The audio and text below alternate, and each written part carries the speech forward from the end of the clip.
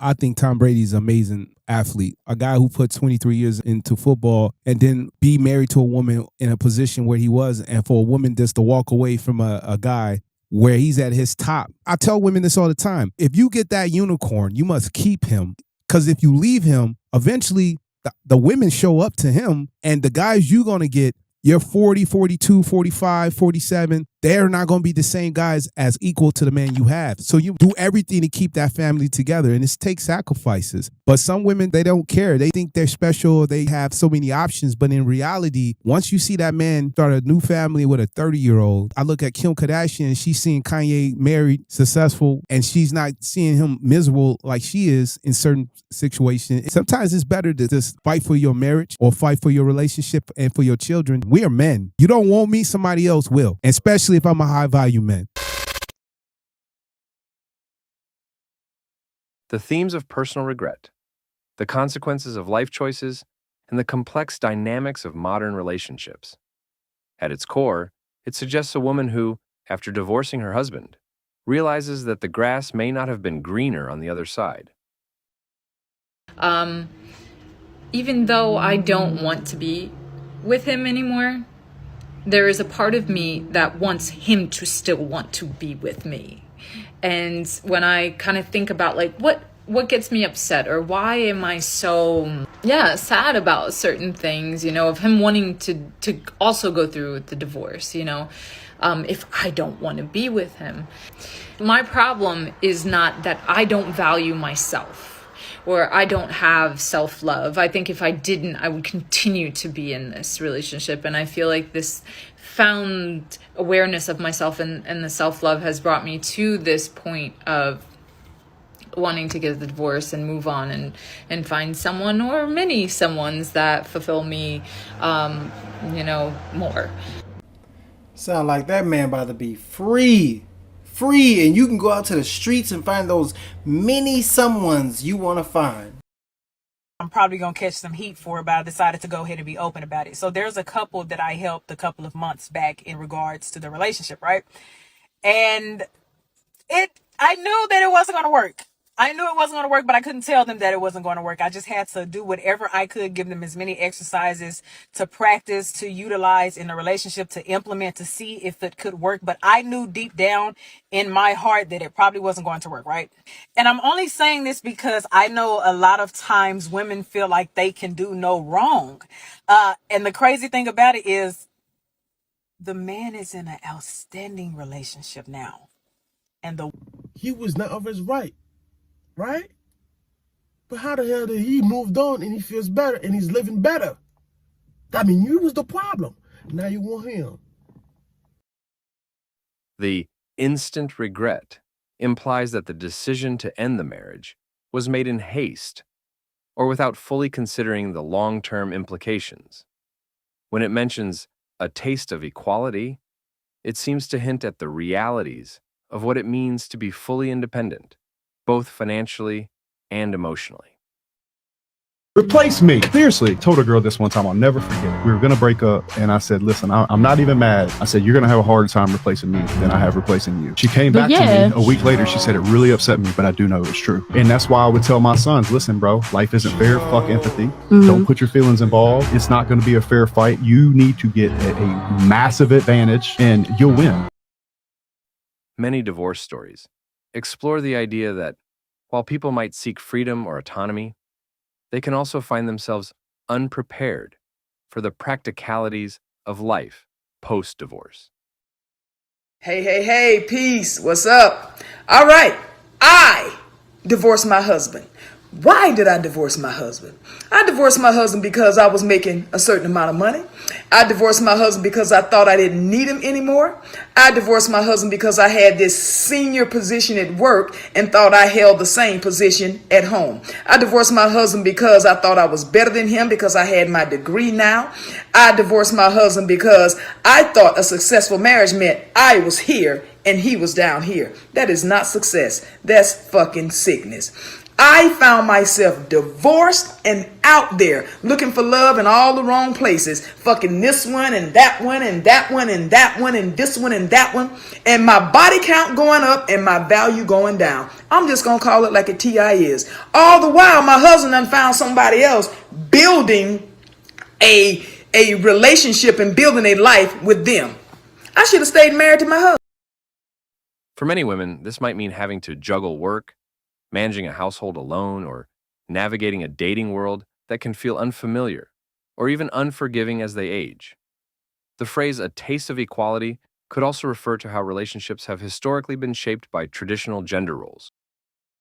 I think that men and women have different problems post-divorce, and the world could be better to both of them. I think that I have some women who I've done their divorce, and whatever guy is with them is going to be very lucky because they're beautiful, they're smart, they're good moms, but they're also vibrant, exciting women. Now they're loaded. And they've got money now. Yeah, they've got money. They don't have as much financial insecurity. Although I have to tell you that, it's the last remaining feminist taboo. I got a lot of women paying alimony these days. I mean, women marry the handsome musician who's not successful or the artist, there's a lot, listen, it hasn't been, there's been a significant effort in our culture in the last decade, if anyone didn't notice, to improve the situation of women. If you have an equally qualified man and an equally qualified woman, the woman's the diversity hire, the man's not. So I have a lot of women who when they get told oh yeah, no, you gotta give him half your shit. Or, oh no, you gotta pay alimony, because he makes 50 grand a year and you make 250. And they're like, they could be the staunchest feminist in the world, and when you tell them they gotta pay alimony, they're like, whoa, whoa, whoa, whoa, whoa, he's a man. He's got a strong back, he can get out there and work. And then suddenly the whole gender is a construct and there's no such thing, that goes right out the window when you get told you got to pay alimony. That's nope, no. I believe in strict gender roles. Men should pay alimony. Women, even if you earn 10 times, you should not have to pay alimony. I've had very, very staunchly feminist clients who changed their mind about how feminist they were when they got told that they were going to have to pay alimony. Where men often assumed more financial responsibility, and women were seen as the caretakers or homemakers. Upon divorce, women who were previously dependent might find themselves confronting a new sense of equality in their relationships with the world around them. This newfound independence can be both liberating and overwhelming, especially if it wasn't something they fully anticipated. I was required to take all of the debt in my divorce or pay him alimony or child support. It's life's not fair. It should not be this hard to live in this country. And I'm drowning, and I'm not the only one. And the realization might come with challenges, financially, emotionally, or in terms of social expectations. In a society that has often placed pressure on women to have it all, many find themselves questioning whether they made the right choices. This kind of narrative, often discussed in certain online communities, can lead to broader reflections on the evolving roles of men and women in society. You need to get your own life. You need to cleave away from your husband, cleave away from your children. You're not just the grandma. You're not just the wife. Well, I did it. Here I am on my new bed, my princess bed. And you know what? I felt free. I felt so excited for the first time in years. I don't know. Things aren't going that great. I miss my family. I miss being a family. Maybe it's worth just staying miserable if you get your family. Hello, gents. It challenges the notion that women, once liberated from traditional roles, will automatically find happiness or fulfillment. Instead, it opens up a conversation about the complexities of life after major life decisions, the realities of aging, and the shifting dynamics between the genders as expectations around gender equality continue to evolve. A woman shared her regrets about not working harder to save her marriage now that her ex-husband is happily remarried. The 41-year-old woman shared to the True Off My Chest subreddit that she left her husband around 10 years ago, shortly after they'd had their first child together. According to this woman, there were no major issues in the marriage. She was a stay-at-home mom and had her husband wrapped around her finger. He did whatever she said, and she burned him out. When he grew tired of her demands, she started threatening divorce. She thought she was still a great catch and that she could do better than her husband, so she left. Now, 10 years later, the ex-husband is happily remarried with a baby daughter and a new house. The divorced woman, on the other hand, has been unmarried ever since. She's jealous of her ex-husband's new wife, saying, "She took my husband, she took my kid, she took my life that was once mine, and now I live in an empty house." She claims she is alone and miserable and wishes she would have been a better wife 10 years ago so she wouldn't be in this situation. It takes two to make things work, and many people believe this woman reaped what she sowed. Overall, these types of stories can serve as cautionary tales or reflections on personal growth.